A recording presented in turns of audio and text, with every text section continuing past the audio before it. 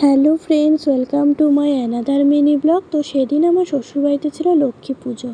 তো দেখো, আমি সকাল থেকে উঠে স্নান করে কিছু টুকটাক কাজ করছিলাম। তারপরে দেখো, এই যে সিন্নি মেখে নিলাম। তারপরে আমি রেডি হতে গেলাম, সবাই একসাথেই কাজ করছিলাম। তারপরে এসে দেখি শাশুড়ি মা, দিদিভাই এখনও সব কিছু গোছাচ্ছে। তো আমি রেডি হতে গিয়েছিলাম, আমি রেডি হয়ে চলে এসেছি। তো অবশ্যই বলো যে আমাকে লক্ষ্মী পুজোর এই সাজে কেমন লাগছে। তো তোমাদের সাথে পুরো ঠাকুর ঘরটাই আমি শেয়ার করলাম। তো কেমন লাগছে অবশ্যই কমেন্ট করে জানিও। তখনও ঠাকুরমশাই পুজো করতে আসেনি। আর দেখো, এইটা আমাদের লক্ষ্মী ঠাকুর।